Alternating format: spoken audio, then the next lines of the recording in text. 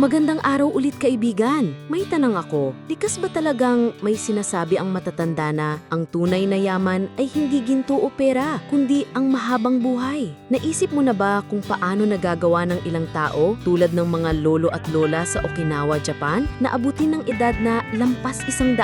Ano nga ba ang lihim nila? Samahan mo ako sa paggunita. Isipin mong ikaw ay nakaupo sa isang lumang upuan habang tanawang bughaw na dagat ng Okinawa, simoy ng sariwang hangin, kulog ng tawa ng mga kaibigan, at ang simpleng pagkain sa mesa. Parang meron silang natatagong sikreto, malusog, masigla, at laging may ngiti sa labi kahit tumatanda. Ngayong araw, susulyapan natin ang pamumuhay ng mga kilalang centenarians ng Okinawa na pasok sa tinatawag na Blue Zone, isa sa mga lugar kung saan pinakamarami ang nabubuhay ng mahaba sa buong mundo. Aalamin natin ang tatlong mahahalagang aspeto ng kanilang buhay: diet o pagkain, matibay na ugnayan sa kapwa, at malalim na spiritual life. Huwag kang bibitiw hanggang dulo dahil bawat bahagi ay may simpleng payo na maaaring gawin anuman ng edad para masiguro ang mas mahaba at mas masayang pagtanda. Huminga lang ng malalim kaibigan. Dahan-dahan lang at damin natin ang kwento ng mahabang buhay ng Okinawan centenarians. Baka ito na rin ang maging inspirasyon sa sarili nating pamilya. Ngayon, dahan-dahan nating sisilipin ang pinagmula ng kakaibang longevity o kahabaan ng buhay ng mga lolo't lola sa Okinawa, Japan. Noong mga panahong simple pa ang takbo ng buhay, kilala na ang Okinawa bilang lugar ng mahihiwagang taon dahil maraming residente rito ang umaabot ng 100 gulang o higit pa, mas mataas kaysa karaniwan sa buong mundo. Anong sikreto nila? Sa bawat salaysay ng mga matatanda sa Okinawa, napapansin agad ang kanilang malapit na kaugnayan sa kalikasan at payapang komunidad. Malinis ang hangin, sariwa ang mga gulay at isdang kinakain, at madalas sabay-sabay silang kumakain. Punong-puno ng tawa at hagik-hik ang paligid. Sa bayan ng Ogimi, kilala bilang Village of Longevity, araw-araw silang magtitipon-tipon, nagkukwentuhan at nagbibigayan ng tulong sa bawat kapwa. Rotating terms ang tawag nila sa grupong Moai, isang matalik na barkadan. Tumutulong sa isa't isa hindi lang sa panahon ng saya, kundi higit sa lahat sa oras ng pagsubok. Ang pagsasama at bayanihan ang pundasyon ng kanilang pangmatagalang sigla. Parang sa atin ding barangay, kung saan umaasa ang bawat isa sa kapitbahay kapag may pangangailangan. Ayon sa pag-aaral ni Dr. Craig Wilcox, isang siyentipiko ng Okinawa Centenarian Study, napakaalaga ng plant-based diet, mostly gulay, kamote, tofu, seaweed, at isda, at halos walang processed food o karne. Ang tawag nila dito ay hara hachibu. Kumain lang hanggang 80% busog at iwas umabot sa kabusugan. Dahil dito, bihira silang magkaroon ng sakit na karaniwan sa pagtanda. Noong unang panahon, tuwing dapit hapon, nagkakatipon ng mga matatanda sa ilalim ng puno ng banyan para magbalik tanaw sa mga kwento ng digmaan, saya ng anihan, at tagumpay ng bawat pamilya. Sa bawat tawa at payapang sulyap sa dagat, nadadagdagan ng taon ng kanilang buhay, hindi lang sa katawan, kundi pati sa puso at isipan. Samahan mo ako sa susunod na bahagi. Papasukin natin ang puso ng kanilang pamumuhay. Paano nga ba tumatakbo ang araw ni Lolo at Lola Okinawan? At ano ang sikreto ng kanilang matatag na samahan? Huminga ka lang ng malalim kaibigan. Dahan-dahan lang. Kaibigan, ililipad kita ngayon sa mismong pusod ng Okinawa, sa isang maliit na baryo kung saan tila iisa ang pintig ng puso ng komunidad. Halimbawa, makikilala natin si Obachan Yuki, 104 na taong gulang. Bawat umaga, bago pa sumilay ang araw, lumalabas na siya, sabay tanim ng kamote at simpleng dasal habang hinihintay ang liwanag.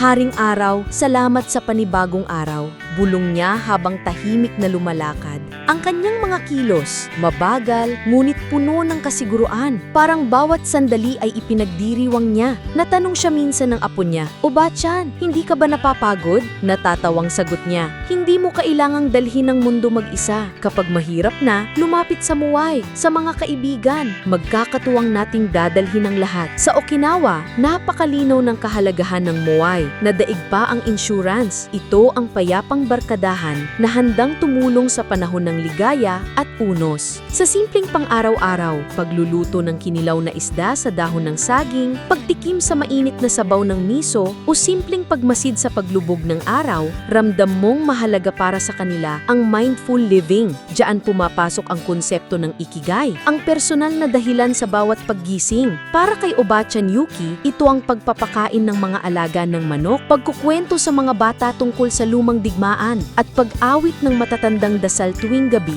Ayon sa Okinawa Centenarian Study, Wilcox et al. 2014, marami sa mga centenarians doon ang nagpapasalamat hindi lang sa magandang diet, kundi sa masiglang komunidad at spiritual na buhay. May mga tradisyon silang Yuimaru o ang masikap, malalim na pagtutulungan ng bawat kasapi ng nayon. Kapag may problema, sama-samang haharapin, at kapag masaya, sabay-sabay ding tatawa. Sa bawat sandali, ramdam ang pagmamahalan at respeto, kaya mahaba ang kanilang buhay.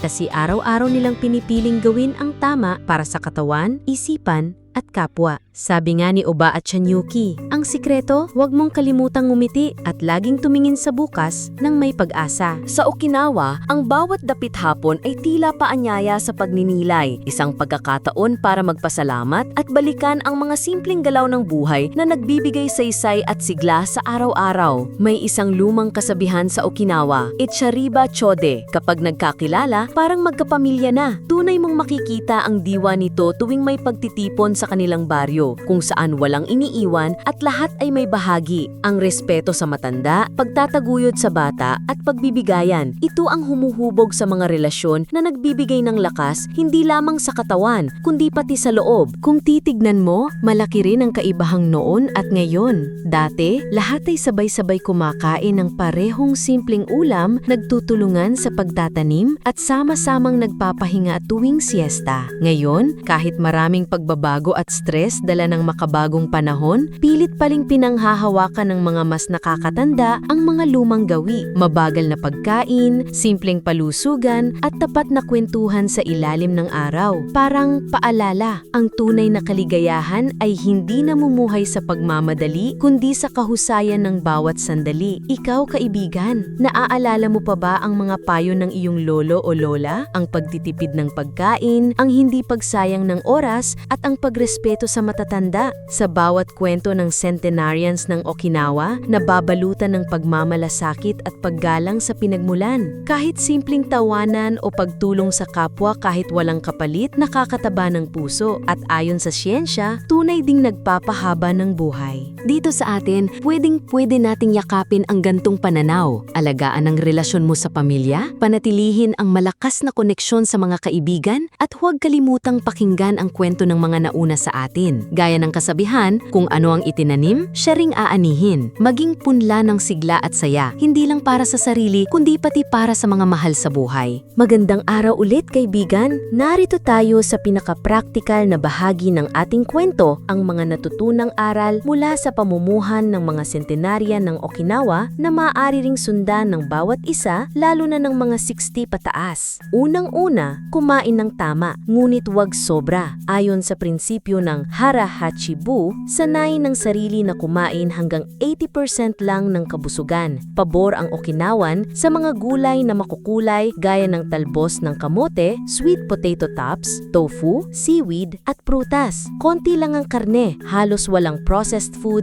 at madalas, sari-sari ang ulam, pero simple lahat. Parang sa atin, isang tasang lugaw na may malunggay, isda, o kahit nilagang kamote. Hindi kailangang maging magastos, basta sariwa at puno ng sustansya. Ikalawa, panatilihin ang ugnayan sa pamilya at komunidad. Kapag may problema, lumapit gaya ng mawai ng Okinawa, tumulong at magtanungan sa isa't isa. Kahit saglit na kwentuhan, pagtatanim ng halaman kasama si apo o kapitbahay, makakatulong para gumaan ang loob at mapanatili ang sigla ng isipan at emosyon. Ikatlo, maglaan ng oras sa katahimikan at pagninilay. Sa Okinawa, mataas ang pagpapahalaga sa spiritual life, dasal bago magsimula ng araw, pasasalamat sa bawat ulam at simpleng pagmumuni-muni. Kahit sa Pilipinas, bago kumain, magpasalamat, bago matulog, magdasal, o magbigay ng isang bagay na nagpapasaya sa iyo ngayong araw. Ayon sa mga pag-aaral, Okinawan Centenarian Study, Blue Zones Project, ang ganitong pamumuhay ay nagpapababa ng tsansa ng sakit sa puso, cancer at depresyon. Pinatagal din ang lakas ng katawan at tibay ng loob. Narito ang mga simpleng tips para sa mga lolo, lola at pamilya. Magplano ng halaman o simpleng taniman sa bakuran, kahit paso lang. Kumustahin ang kaklase, kaibigan o kapitbahay tuwing umaga. Iwasan ng sobra-sobrang pagkain, piliin ng sariwa at sabay-sabay na kainan ng pamilya. Gumawa ng munting ritual na nagpapalakas ng loob, dasal, kanta o kahit mabagal na paglakad sa umaga. Tandaan, ang tunay na mahaba at masayang buhay ay bunga ng malasakit, pagkakaibigan at disiplina sa sarili. Sa bawat araw, pumili ng payapang sandali at magpasalamat sa maliliit na bagay na daragdagan ng sigla at lakas. Maraming salamat sa pagsama sa ating kwento, kaibigan. Naway nadama mo ang inspirasyon, ginhawa at magaan na pag-asa mula sa buhay ng mga centenarian sa Okinawa.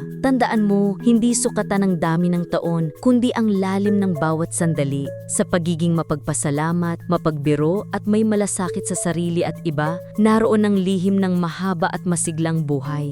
Tanungin mo ang sarili mo ngayon, anong simple, malusog na kaugalian ang magagawa mo araw-araw? Kaninong ngiti o tawanan ang gusto mong ibahagi? Pwedeng-pwede kang magsimula ng bagong ritual, maglakad tuwing umaga, kumain ng sariwang gulay, kumustahin ang mahal sa buhay. Hindi kailanman huli ang lahat para alagaan ang sarili at pagmumula ng sigla. Gumawa ng maliit na hakbang, magdasal, magtanim o tumulong para sa iyong kinabukasan. Kung ang kwento natin ngayon ay nagdulot ng ngiti, payapa o liwanag sa puso mo, ibahagi mo ito sa kakilala o pamilya na maaring nangangailangan ng inspirasyon. Ikalat ang mabuting balita. Ang bawat taon ay pagkakataon para magmahal, matuto at sumaya. Kung nais mo pang makinig sa mga kwentong puno ng pag-asa, inspirasyon at mahalagang aral sa pagtanda, mag-subscribe na sa channel na ito. Huwag mahiyang magpatulong sa apo o anak,